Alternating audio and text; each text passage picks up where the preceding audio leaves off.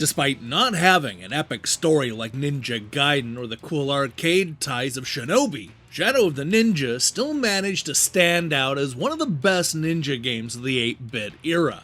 It oozed personality, had 2-player support, and offered intense levels where you could hone your skills to truly feel like a ninja assassin. Now, 34 years after it first wowed critics and fans on the Nintendo Entertainment System, Shadow of the Ninja is back. Or should I say, reborn. This is a brand new take on the classic action game that keeps everything you loved about the original, all while adding tons of new weapons, completely revamped levels, bigger boss fights, and so much more. Will this version make you want to throw out your 8-bit cartridge? Well, that's what we're about to find out when I review Shadow of the Ninja Reborn.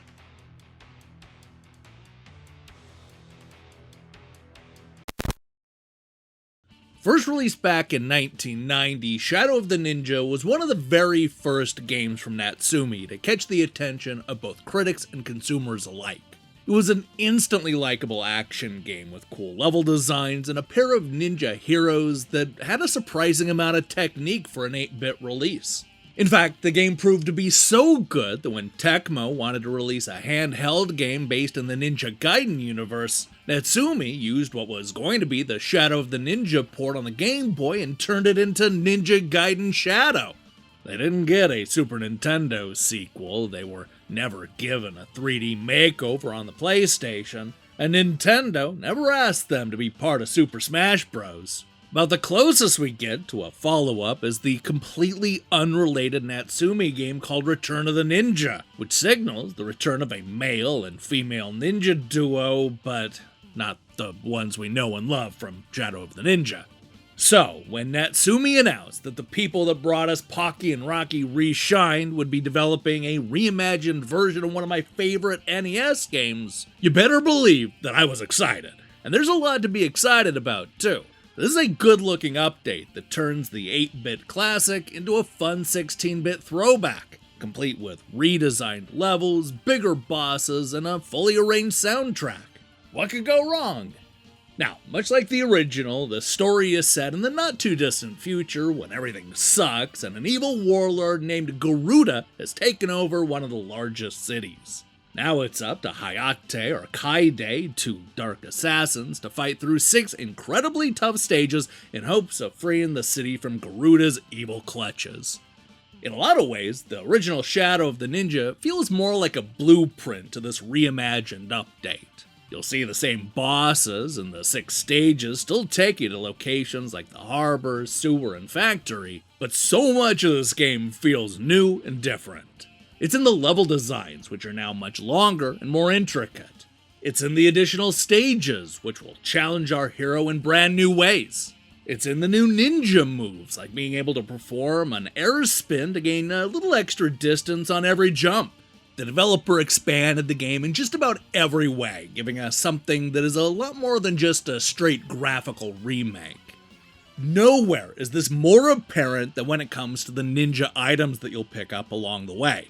Yes, the original NES game had items, but nothing like what you see in Reborn.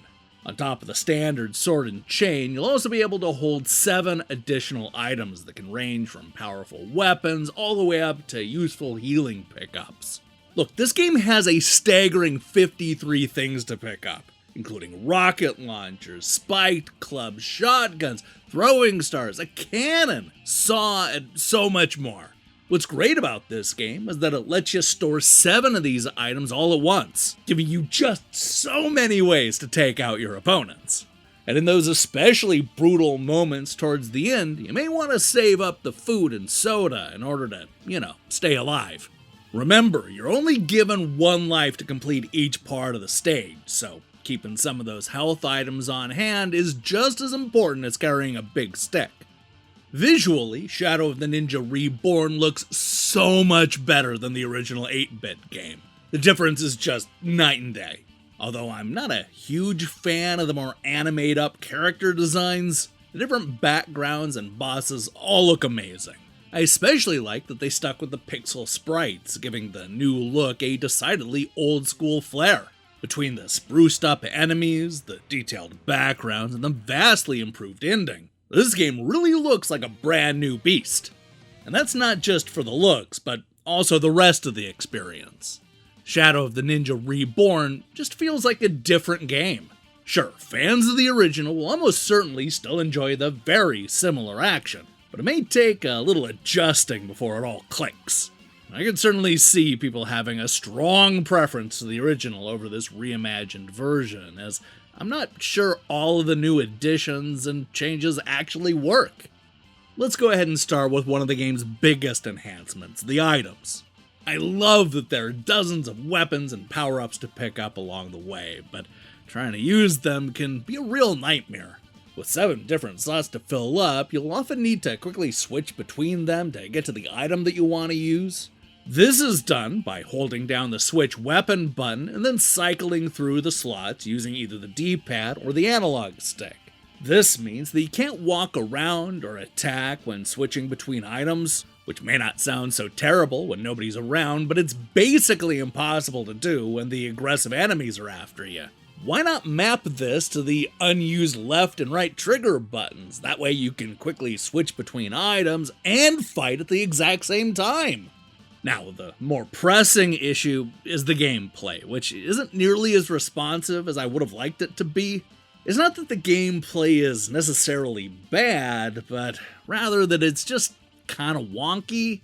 This is the kind of action platformer that often requires precision. Yet there are a lot of times when the gameplay just doesn't feel like it's up to the job.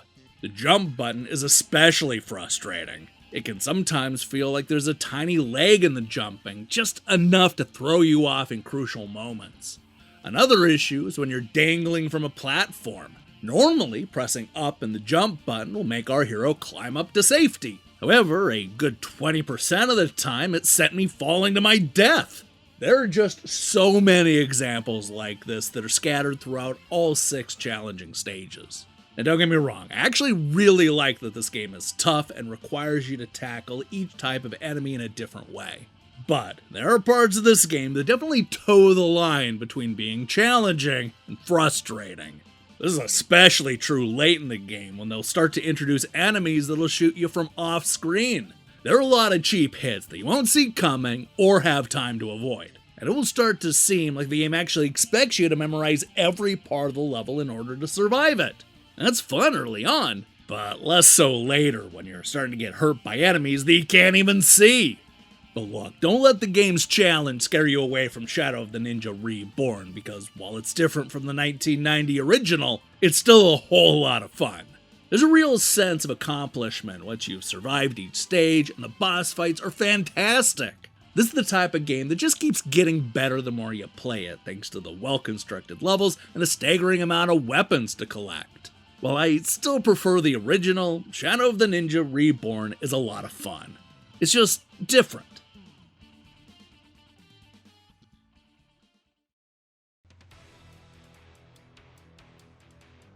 Three decades after it first hit the Nintendo Entertainment System, Shadow of the Ninja has been reborn for a whole new generation. This is a complete reimagining of the original, featuring revised level designs, upgraded boss battles, brand new moves and abilities, and more than 50 items to play around with. This is a bigger and better looking experience that does an excellent job of honoring what was so great about that 8-bit classic. Unfortunately, the gameplay isn't as precise as it should be, and it's surprisingly frustrating cycling through the items. Look, it's not as iconic as the 1990 original, but Shadow of the Ninja Reborn is still worth picking up, no matter if you're a longtime fan or somebody that's new to the series. Hey, thanks for watching my review. If you liked what you saw here, then you should know that we post new reviews and features almost every day. Now, here's the question I have for you. What's the best ninja game? And nope, it doesn't have to have ninja in the title, but extra points if it does. Let me see your picks in the comments below. In other news, we'll be back later this week with a brand new episode of Review Crew. At least I think we will. I guess the ball's in your court, Nintendo. While we wait for that, I strongly recommend you click that subscribe button and support what we're doing here. Until then.